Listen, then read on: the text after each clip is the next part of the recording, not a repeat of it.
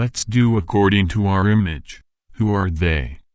Lately a theme has come up that is about God saying, "Let us make man in our image." Who is the we in the sentence? We can read the verse from Genesis 1:26. Then God said, "Let us make man in our image, after our likeness. Let him rule over the fish of the sea, over the birds of the sky, over the great animals of all the earth and over all the small animals that move along the ground." But to whom is this resemblance? In Psalm 8:5 we read, "Thou hast made him a little lower than the heavenly beings, and hast crowned him with glory and honor."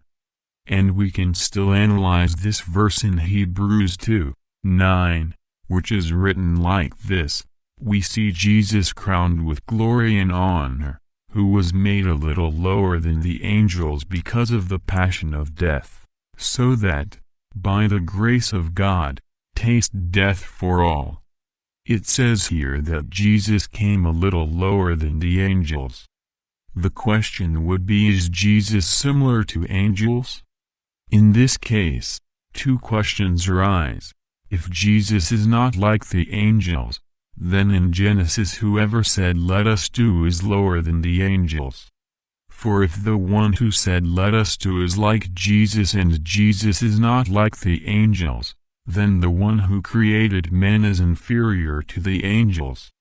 The only choice is that even though Jesus is made inferior to the angels, these angels are similar to human beings, with only the modification of power. So God is like angels, but his power is infinite in relation to angels. So what we're seeing as the difference between Jesus and the angels is in the foundation of power, not the similarity described in Genesis.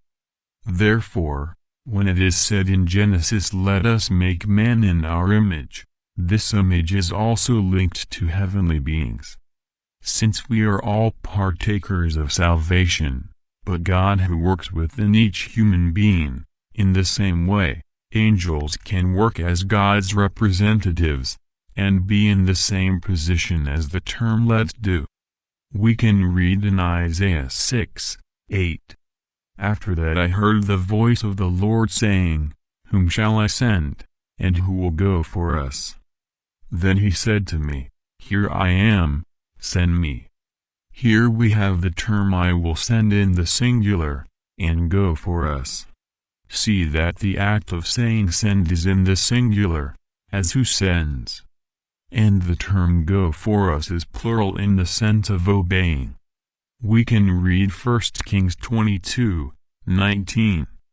"Then he said, Hear therefore the word of the Lord. I saw the Lord sitting on his throne, and all the host of heaven was by him, on his right hand and on his left." In that case, what is said in Isaiah would be clearly defining the singular as the Lord seated on the throne, and the we composed of the celestial entities. We can also read in Psalms 89:7. "In the assembly of the saints God is to be feared more than all those around him," showing that the situation in which God finds himself is seated in the center of the heavenly powers, which would define that the term "we" involves celestial beings. In this, we must clearly understand the biblical textual concept, and the way of understanding the scriptures through the prophets and writers of the Old Testament. To define that the writers had a thought, or that the way of writing had something that no one knew, is an action that can nullify anything from Scripture.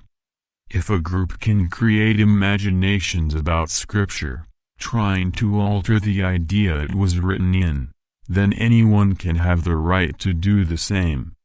And in that case it would bring chaos to the Scriptures.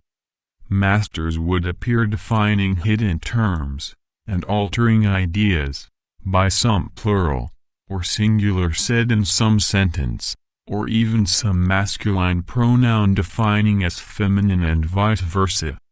Thus, The conservation of the scriptures is directly linked to the acceptance of them as they are written and in the logic in which they were written.